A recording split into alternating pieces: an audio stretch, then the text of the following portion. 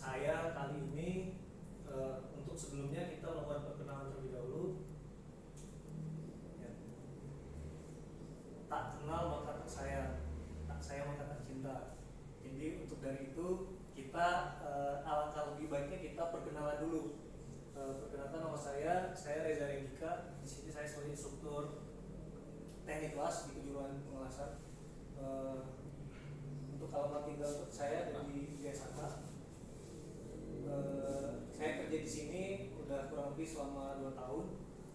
Kalau Bapak Ibu sekalian butuh untuk berkomunikasi sama saya, bisa langsung ke alamat email ataupun ke nomor handphone yang sudah ada di depan. Ada pertanyaan? Cukup ya? Sebelum kita memulai presentasi kali ini, alangkah baiknya saya juga mengenal Bapak Ibu sendiri. Saya minta tolong dari setiap peserta yang ada di sini untuk mengenalkan diri, tinggal di mana, sekarang kerjanya apa, dan lain sebagainya.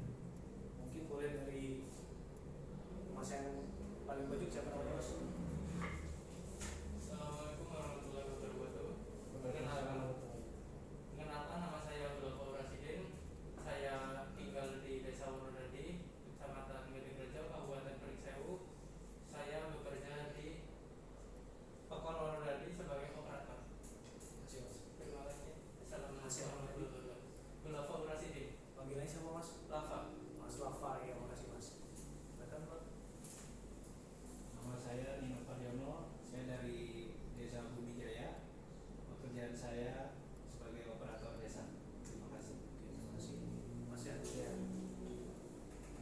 Assalamualaikum warahmatullahi wabarakatuh. Nama saya Gunawan dari Pekon Sangu, Kecamatan Banyumas, Kabupaten Gresik, Provinsi Lampung. Pekerjaan saya operator desa. Ya, terima kasih. Silakan Pak. Perkenalkan, nama saya Muhammad Fauzan, kerja instruktur. Saya tinggal di Kalimantan Lampung. Terima kasih untuk perkenalannya. Di sini saya ada beberapa rules yang harus kita ikuti selama presentasi ini. Yang pertama, saya harapkan peserta semua tidak mengantuk. Kalau mengantuk, saya persilakan untuk ke kamar mandi untuk cuci muka atau bisa minum dahulu. Yang kedua, kita tidak diperkenankan untuk makan minum di kelas. Yang ketiga, kalau bapak ada yang alisa, boleh silahkan di depan untuk keluar izin sebentar, dan tolong jangan di sini ya. Yang ketiga, saya minta tolong untuk handphonenya dinonaktifkan. Yang terakhir adalah jangan ngobrol antara sesama peserta. Mungkin ada tambahan atau komplain dari teman-teman semua? Saya rasa ini bisa kita jadiin komitmen ya.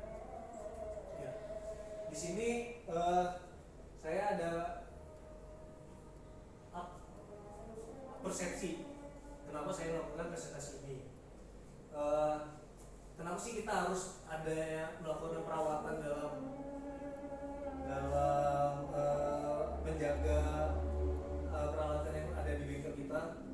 Nah, persepsinya adalah di sini dimaksudkan sebagai usaha atau preventif atau pencegahan agar peralatan yang kita punya itu tidak rusak dan tetap terjaga.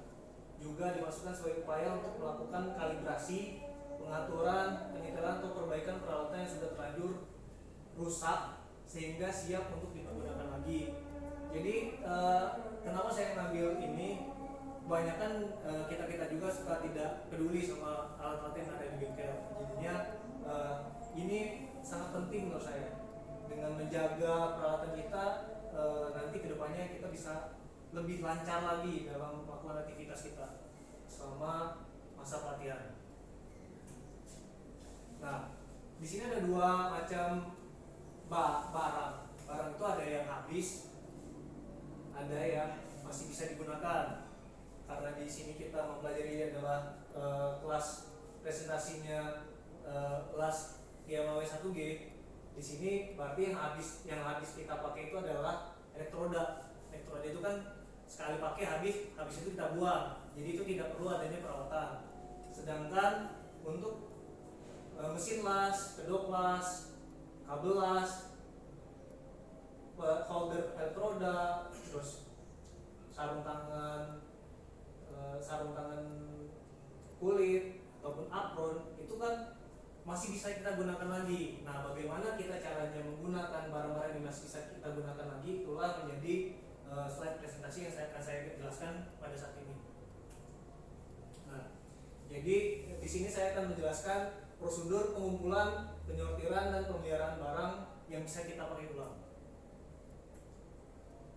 Kenapa saya ngambil ini? Analisis kebutuhan pelatihan ini adalah karena kita pelatihan ini adalah plat welder SNAW 1G. Untuk unit kompetensi yang kita pelajari, melaksanakan persiapan tempat kerja. Dalam kompetensi yang kita ambil, memastikan barang yang tidak digunakan dipindahkan, dan kriteria untuk kerjanya adalah melaksanakan persiapan tempat kerja. Dan judul micro teaching saya sekali ini adalah prosedur pengumpulan, penyortiran, dan pemeliharaan barang pakai ulang. Ya. Tujuan saya di sini adalah agar peserta dapat mengidentifikasi cara memindahkan barang, mengidentifikasi, mengumpulkan, serta memelihara barang yang tidak digunakan dipindahkan sesuai dengan prosedurnya. Manfaatnya, saya berharap setelah mengikuti pelatihan ini peserta bisa mampu memindahkan, mengidentifikasi, mensortir, dan memelihara barang yang tidak terpakai sesuai prosedurnya. Mungkin ada yang kurang paham dari sini. Kalau kita langsung aja, kalau misalnya ada pertanyaan nanti bisa langsung ditanyakan kepada saya ya. Nah, prinsip dasar saya mengambil ini adalah prinsipnya memisahkan segala sesuatu yang diperlukan dan menyingkirkan yang tidak diperlukan dari tempat kerja, dan mengetahui benda mana yang tidak digunakan, mana yang akan disimpan, serta bagaimana cara menyimpannya supaya dapat mudah diakses dan bisa sangat berguna dengan prinsip 5R. 5R di sini adalah ringkas, rapi, resik, rawat, dan rajin. Untuk mencapai 4 bidang pokok industri, yaitu efisiensi, produktivitas, kualitas, dan keselamatan kerja. Jadi sasaran kita di sini adalah karena kita nanti akan mungkin di antara teman-teman yang akan turun langsung di dunia industri, ya kita ada namanya 4 bidang sasaran pokok di situ, yaitu efisiensi, produktivitas, kualitas, dan keselamatan kerja. Nah, di sini ada 3 aspek yang harus diperhatikan dalam prosedur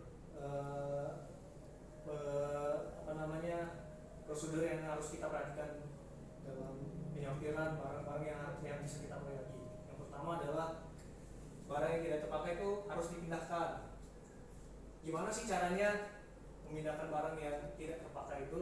Nah, ini adalah langkahnya. Salah satunya adalah kita harus tahu dulu barang yang ada di lingkungan kerja. Misalnya kita di lingkungan kerja kita tidak mengetahui barang-barang itu, gimana kita mau menyortirnya. Nah, jadi pastikan checklist untuk mengetahui jumlah barang-barang yang ada di lingkungan kerja tersebut. Misalkan besi las ada berapa, kawat rak ada berapa, palu rak ada berapa, holder ada berapa di situ. Nah, kita harus tahu dulu sebelum kita bisa menceklis barang-barang apa yang ada di bengkel kita. Terus yang kedua, tidak ada barang yang berbeda dari tempat kerja. Ya, jadi di kamar-kamar las itu kan udah ada mesin lasnya. Jadi selain yang tidak kita gunakan di kamar las itu seharusnya kita keluarkan. Contohnya palu konde kita nggak perlu di situ misalkan, jangan ada di kamar las. Misalkan lagi obeng tidak perlu di sana. Jadi kita harus mengeluarkan dari situ. Jadi kan tempat kerja kita selalu bersih dan rapi dan sesuai apa yang harusnya ada di sana. Yang ketiga, penetapan kategori yang menggunakan tanda. Nah, di sini kita bisa barang-barang yang kita gunakan sama yang kita tidak gunakan kita kasih tanda. Yang kita gunakan misalkan kita kasih label warna hijau, yang kita tidak gunakan bisa kasih label warna merah. Jadi yang label merah itu kita nggak perlu repot-repot lagi untuk ke sana, tapi kita cukup ke yang label hijau. Ya, oh ini barang kita gunakan adalah yang di label hijau yang kita perlukan. Yang keempat adalah memberi. Nah, tadi yang sudah tanda unsur dengan kriteria pemilahan. Nah, yang kedua dari tiga aspek tadi yang sudah saya uraikan itu, yang kedua adalah memelihara material yang masih terpakai. Gimana sih cara memelihara material ada 4 metodenya dalam pemeliharaan barang yang masih bisa kita pakai. Yang pertama adalah time based maintenance. Nah, ini kita merawat barang itu sesuai dengan waktunya. Misalkan kita misalkan kita menggunakan mesin gerinda. Mesin gerinda itu kan ada RPM-nya, dari berapa sampai berapa. Makanya kita butuh checklist itu. Apakah dia udah sampai RPM sekian, kita harus dibongkar, dikasih pelumas atau yang lain sebagainya, biar dia bisa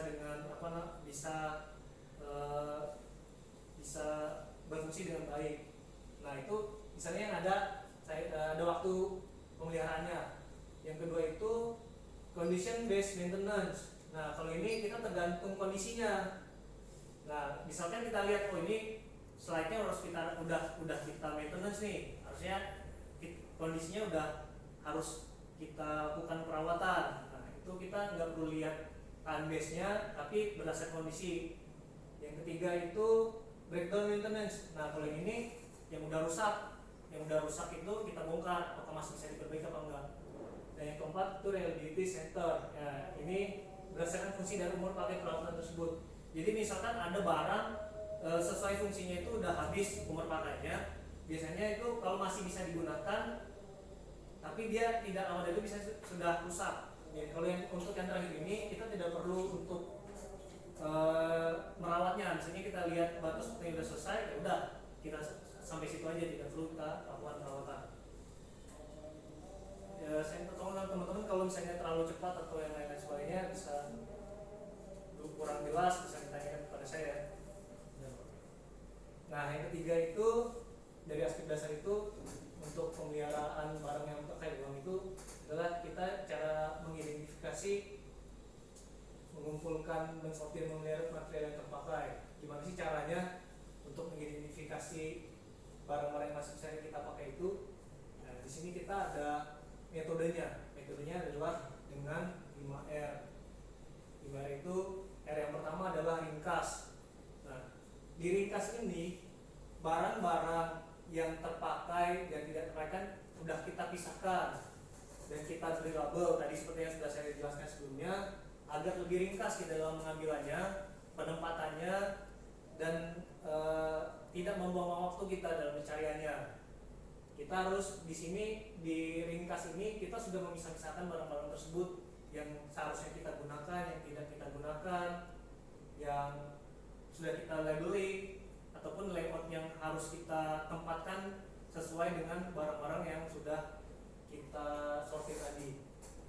R yang kedua adalah rapi. Nah, rapian di sini kita penempatannya itu misalkan kita sudah punya layoutnya, sudah kita pisahkan. Nah, penempatannya pun kita harus sesuai, ya harus rapi gitu. Jadi semuanya misalkan barang-barang yang besar kita taruhnya di pojok yang bisa terlihat misalnya gitu kan, tapi yang tidak menutupi barang-barang yang kecil di depannya. Terus yang ketiga adalah resik. Resik itu bagaimana kita caranya barang-barang yang sudah kita pakai itu langsung kita bersihkan sebelum kita simpan lagi. Jadinya semuanya itu pada saat kita simpan memang sudah sesuai dengan yang seharusnya, tidak masih kotor-kotor udah kita masukkan. Seharusnya kan kita setelah melakukan pekerjaan itu kita bersihkan dulu, setelah kita bersihkan baru kita simpan. Nah, yang keempat adalah rawat. Nah, dari semuanya itu, dari ringkas, dari resik, dari rapi itu baru kita rawat. Nah, rawat ini adalah mencakup dari 3 yang sudah saya jelaskan sebelumnya. Jadi setelah kita pilih-pilih, setelah kita rapikan, setelah kita bersihkan, yang keempat itu kita rawat. Nah, kita rawat agar semuanya sesuai dengan prosedur yang sudah ditetapkan. Dan R yang kelima itu adalah rajin. Nah, rajin di sini bagaimana kita mendisiplinkan diri kita dalam melakukan 4 hal tersebut. Jadi sudah kita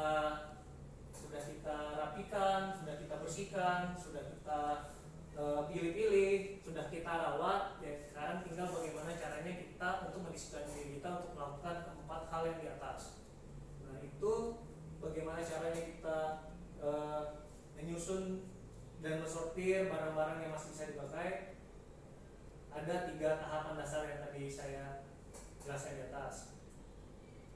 Nah, mungkin ada pertanyaan sebelum saya simpulkan? Yang tanya Pak, untuk masalah apa namanya, untuk alat itu namanya apa Pak? Apa? Yang kayak gitu namanya Pak? Itu elektroda. Elektroda. Iya. Itu ada jenis berapa elektroda nih Pak? Oh iya. Ada berapa jenis? Ya, bagus sekali pertanyaannya. Di kita di Last Welder 1G ini kita menggunakan 3 jenis elektroda. Yang pertama LB52, LB52U, dan satunya itu diameternya. Yang satu diameternya 2,6 dan satu 3,2. Jadi dalam latihan ini kita menggunakan 3 elektroda. Nah, kalau elektroda yang 52U itu nanti Bapak akan tahu ketika kita latihan. 52 itu penetrasi dalam. Jadi kita untuk di root pass itu untuk menyambung las-lasan bawah. Ya. Kalau untuk isi filler itu biasanya kita pakai LB52. Kalau untuk diameternya tergantung kita mau isi filler, biasanya kita biar cepat pengisiannya kita bisa pakai LB52 yang 3,2. Itu bagus pertanyaannya. Tapi nanti di prakteknya bisa langsung dilihat. Nggak semua sama kan? Iya, nggak sama-sama, beda-beda. Elektroda. Elektroda. Elektroda. Iya. Mungkin cukup yang lain ya. Ya. Jadi kesimpulannya dari presentasi saya ini adalah satu, pengumpulan, penyortiran, pemilihan barang pakai ulang dimaksudkan agar segala sesuatu yang diperlukan dan tidak diperlukan, benda mana yang digunakan dan tidak digunakan, benda mana yang akan disimpan, serta bagaimana cara menyimpannya agar dapat mudah diakses untuk mencapai syarat pokok di Indonesia, yaitu efisiensi, produktivitas, kualitas, dan keselamatan kerja. Nah, tadi ada 3 aspek dasar yang harus kita perhatikan dalam pengumpulan, penyortiran, dan pemeliharaan barang pakai ulang. Nomor satunya, barang yang tidak dipakai kita pindahkan. Yang kedua, cara pemeliharaan material yang masih terpakainya, bagaimana cara pemeliharaan barangnya. Yang ketiga adalah diharapkan peserta bisa mengidentifikasi cara mengumpulkan, mensortir, dan memelihara material yang masih bisa terpakai tersebut. Nah, saya akan kasih 2 pertanyaan ini dari penjelasan yang sudah saya berikan sebelumnya. Nanti di setiap saya di masing peserta tolong dikerjakan.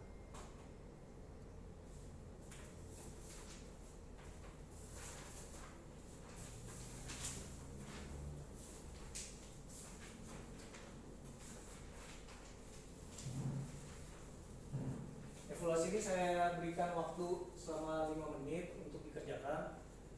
Tolong dikerjakan dimulai dari sekarang. Baik ini ya.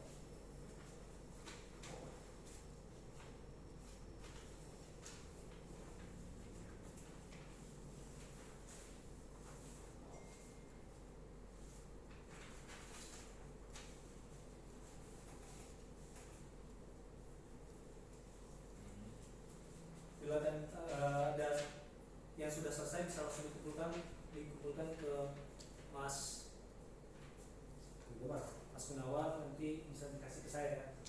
Siap.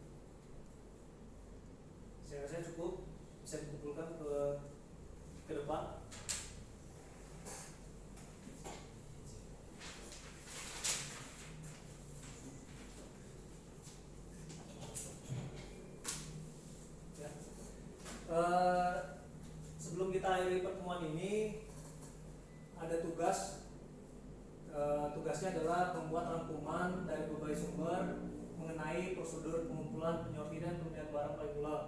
Itu bisa bapak-bapak cari di internet atau menggunakan referensi buku.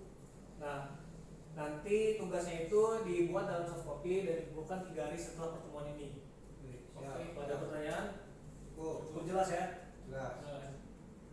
Mungkin itu dari saya. Terima kasih telah mengikuti sesi kali ini. Saya harapkan kedepannya bisa membantu kita dalam melakukan aktivitas kita selama di pelatihan plat gagal SMA 1G ini.